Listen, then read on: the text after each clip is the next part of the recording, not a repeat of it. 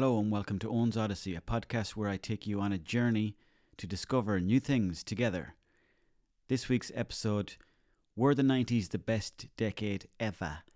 Were you born in the 90s? Were you born before the 90s and you hit the ground running when 1990 arrived around? I was 6 years of age and I was 6 till 16 during the 90s. A lot of stuff happened in the 90s, and if you lived through it, then you know what I'm talking about. If you didn't live through it, then you might think that the noughties were the biggest decade of your life, which is very possible because that might have been relevant to your life, if that makes any sense at all. 70s, some people might have been born in the 60s and then grew up in the 70s where there was a lot of things happening, just like there was in the 80s and just like there was in all the other decades. But I'm not talking about those. I'm talking about the 90s.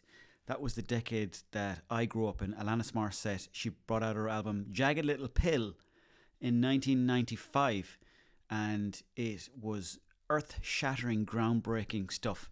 Good old Alanis Maron, the Canadian legend, brought out quite a few good songs, let's put it like that, and she was number one in the charts for various hits such as Ironic, Jagged Little Pill itself, and You Live, You Learn, and others like that. But she was... You couldn't get music on your phone. There was no phones. Nobody had a phone back then. They had the house phone. Hello? Is John there? Yeah, I'll put you on to him now. John? Hello? How are you, John? And that's how people would talk. You would talk inside a house. Music, you'd hear it on the radio. Your father might have some LPs. There was the CD player coming into the mix. I don't know when did the CD player come out? Let me check this. CD player come out. That's such a stupid way to write a sentence. 1st of October 1982. Okay. Well, anyways, forget that CD player. I'm talking about cassettes, which are... how did you describe cassettes? Jesus Christ. You think I'd know this, wouldn't you? What are cassettes? What are cassettes? Sorry, I can barely see this. The compact cassette, also commonly called a cassette tape, audio cassette, or simple tape cassette, is an analog magnetic tape recording format for audio. Had that little kind of, what you call that fucking stringy bit that you'd look at the pictures in. Anyways, to cut the waffling short, I bought the Alanis Maron album, Jagged Little Pill, in Castlebar, and on the front cover was a picture of Alanis Maron, and I was really happy with not only the music but the picture. I fancied the arse off Alanis Maron, and I remember having to run it past my mother. Is it okay if I buy this? And that was considered, it wasn't considered filth, but it was considered naughty at the time. And my mother let me have it because I suppose she thought that maybe was my education into a different realm, not just music but also sexuality and all the other stuff that goes with it. Alanis Maron, I did like her music. I'm putting it out there. I did like her music. Maybe you didn't like it. Maybe you thought it was soft. I get that. I liked it. And I found out later on that the song Ironic wasn't even ironic. It was just a coincidence. But I still liked it. And I would like to see what Alanis Maron is up to now. Actually, let's have a look.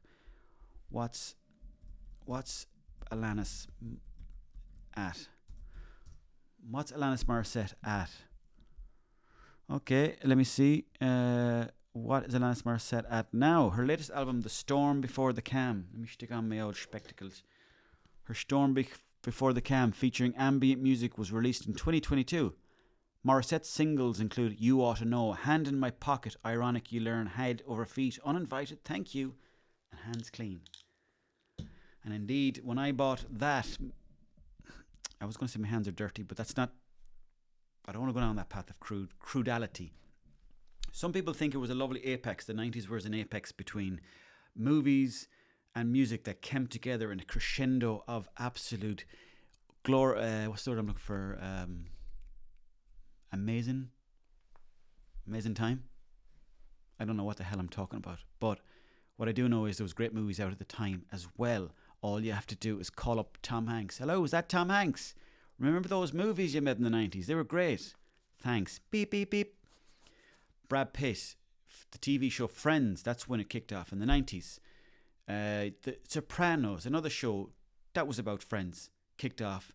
James Gandolfini, all the other lads, the 90s. Um, Chili Peppers concerts. I actually went to a Lansdowne Road gig in Dublin. That's what the old Irish soccer pitch was called, Lansdowne Road. And I went there to watch the Chili Peppers with some schoolmates, and it was about 50,000 people there, but myself and another fella were big Chili Peppers fans ever since the days of Californication and all that kind of stuff, which came out in the 90s as well. And we went to a Chili Peppers concert, and it was great. We went moshing up the front, and we got lost from everybody else. But all in all, we had a great time, and that's what ignited the flames inside me for the Chili Peppers. And I've gone to 3 of their concerts since, and they are one of my favourite bands in the world. What's your favourite band? Let me know in the comments below. Grunge took off. Nirvana and Pearl Jam, they were big bands in the 90s. I think Nirvana kicked off around 1992. I truly believe that. And Pearl Jam were in and around the same time, and there was definitely a grunge element to society.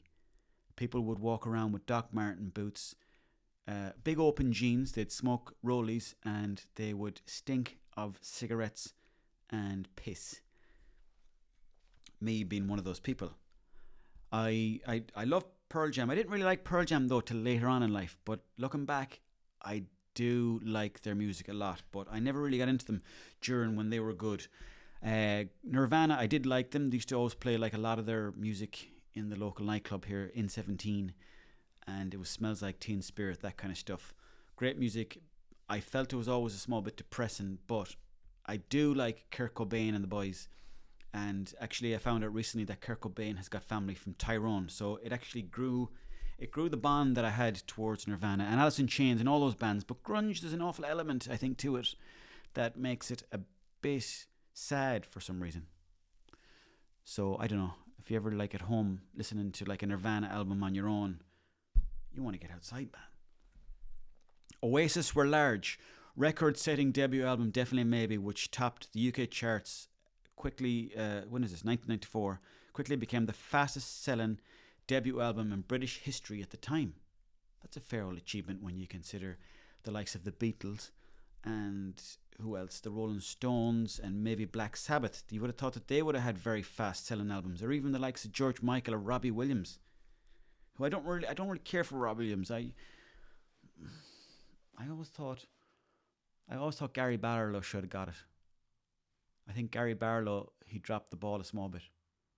I think himself, Gary Barlow and Jason Orange. Robbie Williams did well for himself. He did a couple of songs with Nicole Kidman, who at the time was very big news. I think she was just off the back of dating Tom Cruise, and then herself and Robbie did a song together. I don't know if it was a cover or not, but it went something like this. And then I go and spoil it all by saying something stupid like I love you. That was their song at the time, and Robbie Williams was absolutely stratospheric. Couldn't step outside without someone saying, hey, come here, have you seen Robbie Williams? I also thought it was a bit confusing that he was such a similar name to Robin Williams. People sometimes confuse them, and I'm just saying that used to happen to me quite a lot. Now, Oasis versus Blur, they were the big bands at the time, big competition between Oasis and Blur. Some people would say that the Oasis were the tougher side of Blur. Blur were more the thoughtful kind of band, with the likes of Damon Albarn versus Liam Gallagher. Liam Gallagher being a bit more of a tough nut, you know, he'd be walking around the place going, oh, you want a bit of this? Whereas Damon Albarn would be down an alleyway smoking a cigarette for himself. But some people might say that Damon Albarn then went on to achieve even more success. He was in the Gorillaz band, and also I think he still plays music with Blur as far as I'm aware. I think he did a concert only recently.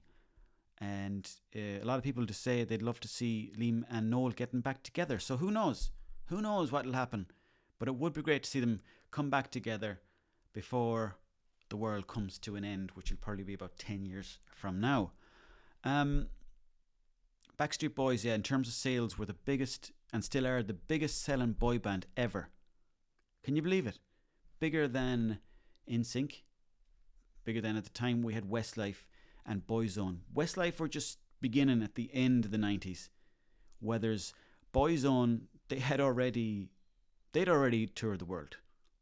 Now, there's a lot of conspiracies out there that say that maybe Boyzone was just a false flag for Mikey Graham to tour the world and spread information, and I won't say misinformation, but information about a certain group of people. I won't even go into that in any more detail. If you want to know more, ask me in the comments and I will get your email and I'll tell you more about that. But that's currently going through a legal battle at the moment, so I can't mention any more about Mikey Graham, but it does involve Ming Flanagan and Jim Core. Now, Backstreet Boys, top selling band at the time. I did like them. I'm not going to lie to you. I have a feeling there was quite a few lads out there that liked the Backstreet Boys that weren't saying anything. Because all you had to do was watch one of their concerts on TV and you'd see all the lads in the crowd and you're like, well, they're going to the gig. Why can't I go? And I suppose it was seen as a bit soft at the time to think about the likes of going to a Backstreet Boys concert or buying their t-shirts or doing the dances in your bedroom when no one's around. But people did it. Same with NSYNC. And I think it was something that we should have done more on the streets in our hometowns. I think we should all have been dancing to Backstreet Boys. Maybe at Christmas time. I don't know, maybe bang out an old Backstreet Boys dance. I want it that way kind of style. Anyways, I'm absolutely waffling on. Thank you very much for joining me on episode 1 of Owen's Oddyssey, where I take a dive into certain things. This week we're talking about the 90s. Movies, take your pick. Tom Hanks, Brad Pitt, Julia Roberts, all the other ones. Titanic was released in 1997. The movie about, at the time, the most prestigious boat that was ever built. Where was it built? Belfast. By Belfast people. And it was an amazing boat. But then it went to Southampton. And that's where the damage happened. And then it went out in the ocean. And then it crashed into the bloody iceberg. But it was nothing to do with the way the people in Belfast built it. Obviously, they were messing around with it in Southampton. They must have messed up with the radars. It went straight into an iceberg. Anyways, that movie came out in 1997. We all went to the cinema to see it, myself and all my classmates in school. And it was the first time we ever got a taste of that kind of movie. Where, yeah, we know the boat and all that stuff. But what else is happening here? What's the side story here? Kate Winslet and Leonardo DiCaprio come from different parts of the world, get together and have sex in a boat. And that's what it was all about in 1997 in the cinema. But it was the insinuation of what was happening. It wasn't the actual fact that they were having sex on a boat. It was the insinuation, because they didn't show anything. That's my biggest gripe with that movie. They didn't show anything. How do we know if they're having sex if we can't see any cheeks bouncing? And at the time I didn't get that, but looking back now I'm like, okay, you were getting me to put my own little images in between there. Whereas nowadays it's like, what is it? This is too much. It's too graphic. There's too many close-ups. And I'm talking specifically about sex scenes. But for the Titanic and other movies at the time, they wouldn't show you what was happening in the bedroom. They would show you kissing, getting into bed. Time passes, wake up the next day, cigarette in the mouth. Well, what happened there? I'd love to have seen what went on there. No, you use your imagination and you use it well. That was my biggest gripe with Titanic. Jurassic Park came out, the movie about the dinosaurs, in 1993. I actually watched it in 1998. I was always behind. That's what you said. But I was always behind because I suppose, I don't know what the reason was. My family weren't big into going to the cinema. We weren't cinema people. And we would wait for movies to come out in VHS. And we'd rent them from an Italian man in town. That's what people used to do, mostly. Cinema, people wouldn't go to the cinema. That wasn't a thing. You might go on a Friday to get some popcorn with the family, or if you're Protestant, you might go on a Thursday or a Wednesday, because I don't know why you would do that. If you're Protestant, maybe you'd have a few more quid in the back pocket. But we didn't really go to the cinema or anything like that, so we'd rent VHS. Now, Jurassic Park in 1993, everybody was going to the cinema. They were putting on those glasses with, the blue and the red, and everyone was like, fucking hell, man, dinosaurs in my face. And we waited till 1998, 5 years later, to watch that movie at home on a small telly, the whole family. And they're all talking. And I'm like, can you just shut up? I'm looking at these dinosaurs. And we had no glasses to see these 3D. At the time, 3D was a big deal. Everything was 2D up to that point. And it, even though the movie wasn't as good at home on a TV, the size, like that size TV, you're talking that size, 7 people around it, people going, what's going on, what's happening, just move back, please. It was still a great movie, and it got me interested in dinosaurs. And that was 1993, so that was, I think, one of the best animal, I don't know if you call it like an animal movie, but it's one of the best movies, I think, that ever came out. That's 1993, classic. Blockbusters. That was the name of the shop where you'd rent these movies from on VHS. Blockbuster, or The Italian Man in Town, who, in fairness to him, as entrepreneurs go, this man was ahead of the game. He'd sell VHS, he would have a pool table in there, computer games, he'd have poker machines, gambling machines, I don't know if I said that. He'd have this game where, I think it was called like Night of Chaos, and there was a little steering wheel that size, and you'd be spinning around, and it'd be just like the track would be in the shape of an 8. So you just keep doing laps, and there was 1 or 2 lads in there smoking, because you could smoke inside in the 90s, and they'd be there for hours, and he'd be clocking up the money, and he sold chips as well. And the way he had the place set up is, you'd walk in the door, the VHS were on your right, you'd walk straight through the pool table, and then around you was the gambling machines. And while you're in there, you could always get a smell of chips, and that's what drew you into the shop. And once you were in the shop, okay, I'll take that VHS, I want to go on that machine over there. Can I get 5 20s? Because you'd get change, so you give him a pound or a euro, a punt at the time.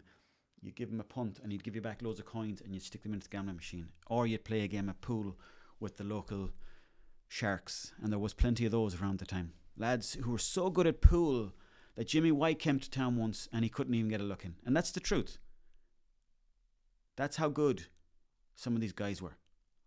They wake up in the morning, they play pool, they go to lunch at school, play pool, they wouldn't go back to school, they'd keep playing pool till 5, 6, 7, 8, 9. And the reason why I know that, because I'd be off scheming with other lads, and we'd be watching these lads potting balls like they were Tom Cruise on acid. And very good players. And anyways, going back to what I was saying, Blockbuster used to rent out VHS, and you would pay about £3 for 2 movies. Yourself and the family, you go home and watch them on the Friday, and then you might borrow them to the neighbour. They'd take them on the Saturday. They'd return them, so you'd save on the petrol that way, and they'd give you half the price. Or the following week, they might rent out 2 movies, and then they'd give you them on the Saturday. Now, the problem with that is you'd have to make sure that they were getting you good movies, because sometimes they'd give you a shit movie, like When Harry Met Sally. What is this crap? Billy Crystal. Waste of time altogether. I know, Billy Crystal, in fairness to him, he did very well for himself. Friends and Sopranos, 2 shows about amigos, was very big at the time. It genuinely seemed like the most amazing place in the world. Bart Simpson was in his prime. Michael Jackson was also in his prime. It was just when the moonwalk and all that stuff was kicking off. And America was like this big place where you could get a McDonald's any day of the week.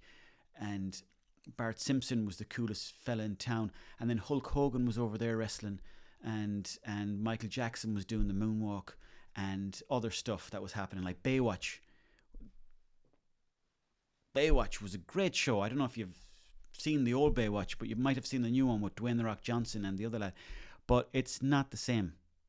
And again, it goes back to the old style where Dwayne The Rock Johnson is a formidable man. He's a big size of a man. Every time you look at him, you're like, there's a man that has got plenty of muscle. But if you look at David Hasselhoff in the old Baywatch, and I advise you to pause this and look at some David Hasselhoff videos on YouTube of him running on a beach in the old Baywatch, himself and Pamela Anderson. Now, Pamela Anderson, amazing shape, beautiful, gorgeous, 10 out of 10. David Hasselhoff, he was probably 9 out of 10. He lost a few points because you could tell that he probably smoked. Not there's nothing wrong with smoking. We all smoke. Maybe he had the odd burger. But he was the kind of fella you'd look at, you'd say, if I trained for 3 years solid, I could be the same shape as David Hasselhoff. Whereas I look at Dwayne The Rock Johnson, I think I could never, unless I started taking steroids, I could never become that muscular. And all I'm saying is that the old Baywatch was better. Now I have to see the new one. I did see bits of it, but I just didn't like the look of it, and I turned it off halfway. Well, there's Baywatch.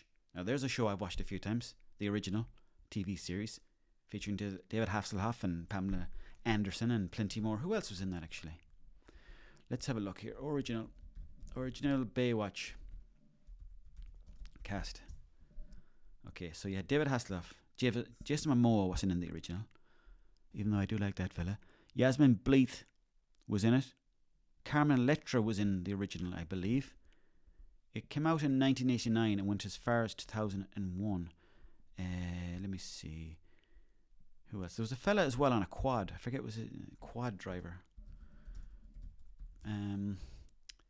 No, he was like this. He was like the lifeguard, or not the lifeguard, but there was a fella in the original Baywatch, and he used to drive a quad on the beach. Quad on beach. What the hell was his name? I think Dwayne The Rock Johnson is driving it in the new one, from what I can see. But anyway, there was a fella that used to drive a quad in the original Baywatch, and he was a great character too. He'd always turn up the odd time, when shit was hitting the fan. So I don't know, it was a great show, and it kind of brought the family together, and everyone watched it for different reasons. Some people watched it because they wanted to look at David Hasselhoff, and women were oogling David Hasselhoff. All you got to do is ask my mother, who she won't tell you, but she used to sit there and go, yeah, we'll watch Baywatch. And I used to see the way she'd sit up in the chair every time David Hasselhoff would hit the screen. I used to see that. That didn't go past me. And same for Dad in Baywatch, in Pamela Anderson, CJ, I think her name was. And I watched it for those two reasons, and also the beach looked lovely, and there was a good storyline to it. And actually, I can't remember any of the storylines at the moment. Here is now the top 10 facts of the 90s. The World Wide Web. Tim Berners-Lee introduced the World Wide Web to the public in 1991, revolutionizing the way people communicate and access information. End of the Cold War. The dissolution of the Soviet Union in 1991 marked the end of the Cold War era and the beginning of a new geopolitical landscape. Nelson Mandela's release. Nelson Mandela, the anti-apartheid leader, was released from prison in 1990, right when Ireland were playing in the Italia 90 World Cup, which is a completely different story. But anyway, he got out of prison and became president in 1994. Fair play to him, he did well. 4 years out of prison, and bang, he's the president of South Africa. Y2K scare. That was when, leading up to the year 2000, there was widespread misinformation that any technology that was out there was going to break down. It could have been your TV, your car, your phone, or whatever you had your hands on. It was going to explode, and the world was going to shut down. And we were all scared. That was the biggest fear at the time, actually. And nothing happened.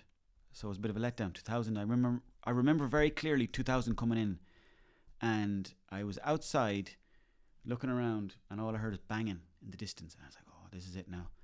This is it. Fireworks in Kelchima.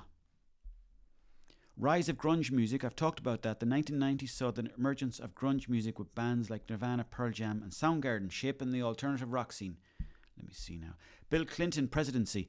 Bill Clinton served as the 42nd president of the United States from 1993 to 2001, overseeing a period of dodginess, prosperity and controversial political events, including his impeachment in 1998. Clinton was impeached. Introduction of the euro. The euro currency was introduced in 1999. Initially, let me just see when the punt, because Ireland used to have this one called the punt. If you're from Canada or you're from somewhere else in the world, Australia, watching this, or somewhere else, Ireland, we used to have a currency called the punt. Before euro, we'll say. I'm awful bad for writing stuff into Google. Punt currency before euro year. 2002. The history of the Irish pound spans 75 years, from the introduction to the Saoirseat pound in 1927 to the changeover to euro banknotes and coins in 2002.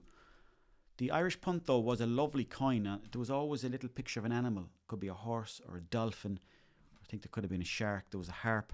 Different animals and instruments that were on it. I think they were nice. I think they look better than the ones you have now. Rise of the internet. The 1990s saw a massive expansion in internet use, with the number of internet users growing from around 16 million in 1995. 16 million people on the internet in 1995 to over 400 million by the end of the decade. And now there's about 5.3 billion people on the internet. What does that say? I do not know. The launch of the PlayStation in 1994. I'll never forget when FIFA 1998 came out. Myself and the brother got our hands on it for Christmas. And I would have been maybe 13 actually, now that I think about it. I was 14 actually. It's a bit old for this carry on then when I think about it. But FIFA 98 came out and there was an option where you could turn on the snow on the game. And that blew myself and my brother's mind. We're like, you can play in fucking snow.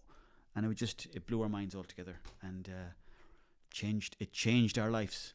It really did. It actually brought myself and my brother closer together. Because he used to play all the time. Now, it was either Final Fantasy VII or Metal Gear Solid or FIFA 98 or one of those games. And he'd play and I'd play and then he'd play and then I'd play. And then sometimes we'd play FIFA together. Or we might play a game of Gran Turismo together. Or he'd play Final Fantasy and I'd be behind him going, go on, go left, go right.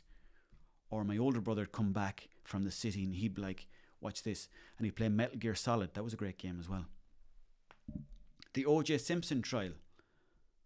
O.J. Simpson passed away a few days ago, but the highly publicised trial of former NFL player O.J. Simpson for the murders of Nicole Brown Simpson and Ron Goldman captivated the nation in 1994 to 95, highlighting the issue of race, celebrity and the criminal justice system.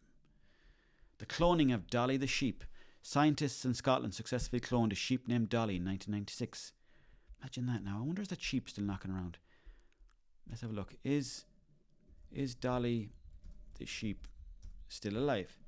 On February 14, 2003, Dolly was euthanized. Oh God. I'm sorry I read that now. Poor old Dolly. I know you were a fake sheep, but rest in peace.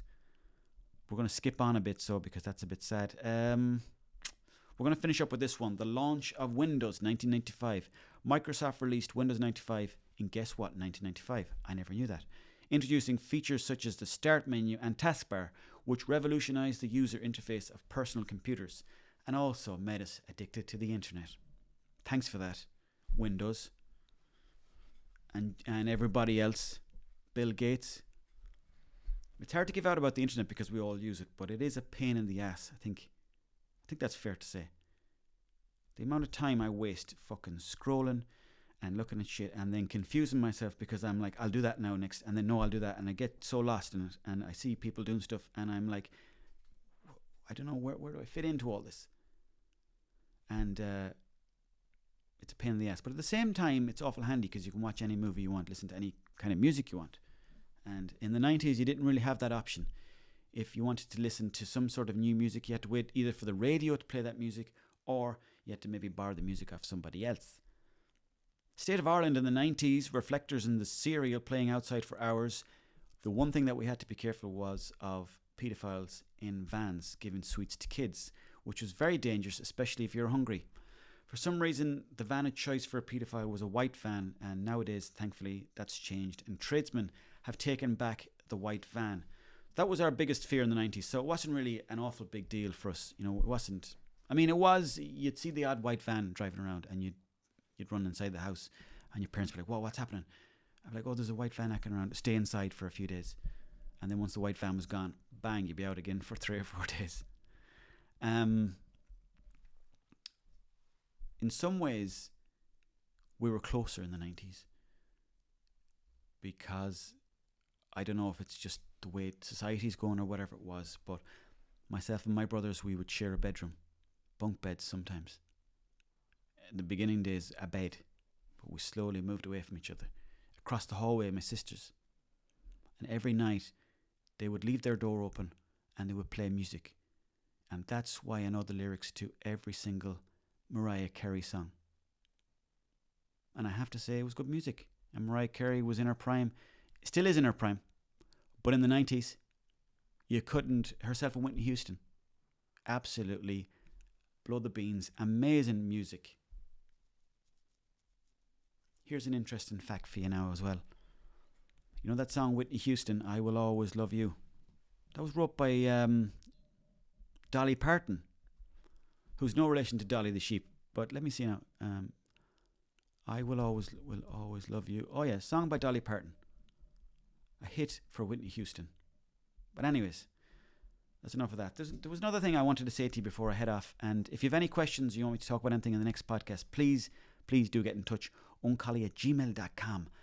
But we used to get these things, excuse me, in the cornflakes. There were little reflectors that you'd clip into your bike on the spokes of your bike. And you would clip them onto the spokes of the bike. You'd drive around and the lights would reflect off them. And it was a little chicken, stuff like that. I'm going to put a picture of them up there just so you can see. But they were brilliant. You'd see people cycling around with their bikes with those things on the bikes, and you'd think to yourself, wow, they cornflakes.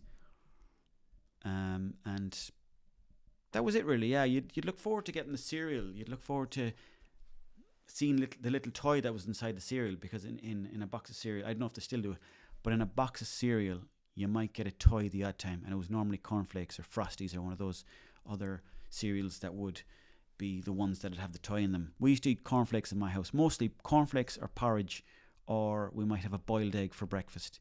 Whereas nowadays all you got to do is go into Tesco and see all the cereals that are in there, like crazy amount of cereals. Let me see, Tesco cereals. Tesco cereals list, we'll say. You can look online here. Tesco cereals. Rice Schnapps. Cheerios. Not too gone on either of those. Tesco multigrain hoops. Not too bad. Cornflakes cereal. Cornflakes, no, I think they used to be better. Cocoa chop. What's a Choco Hops? That's just Cocoa Pops. They've just stolen Cocoa Pops. I don't know how they get away with it half the time, but Aldi and Lidl are the same. They'll have a product like Weetabix that's been around for a long time, and then they'll have one called Schneetabix or something. What's this one? Tesco Malt Wheats Cereal. Never heard of that one. Crunchy Nut. That's been around a while. Fruit and Fibre Cereal. I think it's like eating cardboard. It's like that Tesco Fruit and Fibre Cereal is like, it's like eating sugary cardboard where someone's dropped in a few raisins. Not great. Special Flakes Red Berry, they're nice. Rice Krispies, they were always good. Snap, Crackle and Pop. There's only two fellas in the front now, is there? Maybe what happened to the other guy? Cocoa Pops, yeah. Frosty Flakes, not too bad. Low Fat Special Flakes, no thanks. Cocoa Pops, yes, definitely, they were lovely. Oh, Wheatos, I haven't had them in years. I must get a box of them one of the days. Wheatos, they look lovely, especially if you leave them for a while. The trick about Wheatos, I find, is you need to give it 3 or 4 minutes just for the milk and the actual Wheatos to amalgamate a bit. Honey Hoops, never liked them. Kellogg's Special K, I'd like those if I was in a fitness. If I was kind of doing a bit of fitness at the time, I'd love an old bowl of Special K, but I'd have a couple of bowls of those, I would. Tesco Chocolate Crisp Cereal. They're all the same really at the end of the day. Weetabix, Rice Krispies, another box of them. Cocoa Chips. Kit Kat Cereal Crisps. Kit Kat Cereal. That's just the name of Kit Kat Cereal. And Kellogg's Cocoa Pops Chocolate Cereal. That's all the ones that they have. They all sound nice, but at the end of the day, you can't beat the porridge. Well, thank you very much for joining me on episode 1 of Owen's Oddyssey. Join me next week where I'll be talking about something completely different. Next Friday, 4 p.m. Thanks. And please get in touch below if you have any questions or comments, and I'd love to hear from you. Take care of yourself. Have a great day.